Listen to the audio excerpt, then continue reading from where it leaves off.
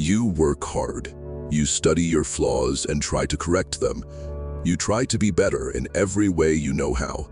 And yet, there is a quiet, heavy feeling that follows you into every room, a lingering suspicion that you are still not enough.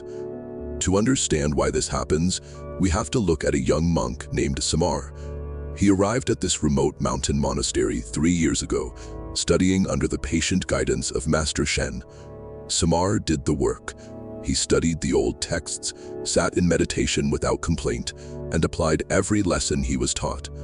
By any objective measure, he was a devoted student.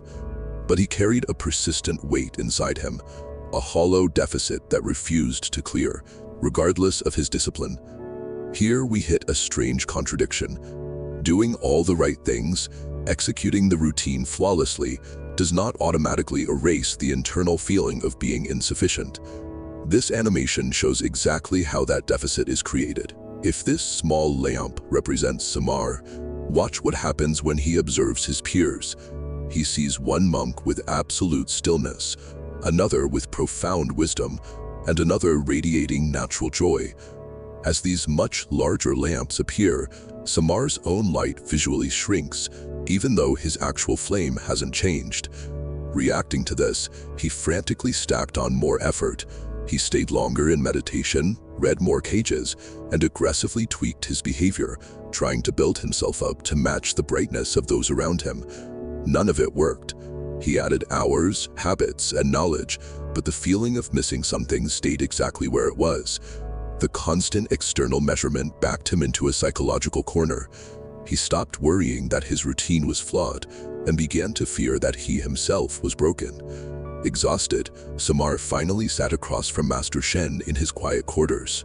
He confessed the 3 years of striving, the constant observation of the others, and the inescapable conclusion that he simply wasn't enough. Master Shen didn't offer a lecture. Instead, he went to a shelf, brought back 2 lit lamps, and placed them side by side on the table. One was a plain, dark clay lamp. The other was a massive, highly ornate metal piece. The master pointed to the table and asked a simple question: which one gives more light? Samar looked at the flames. The answer was obvious. The large metal lamp was much brighter, casting its glow deep into the corners of the room. Without a word, Master Shen lifted the large metal lamp and carried it entirely out of the room. Left alone on the table, the small clay lamp continued to burn. Its modest glow seamlessly pushed the darkness back to the edges, perfectly illuminating the space between the 2 men. Master Shen asked if the small lamp was currently doing what a lamp is made to do. Samar admitted that it was. Then, the master leaned in and asked, "At what exact moment did the small lamp stop being a lamp?"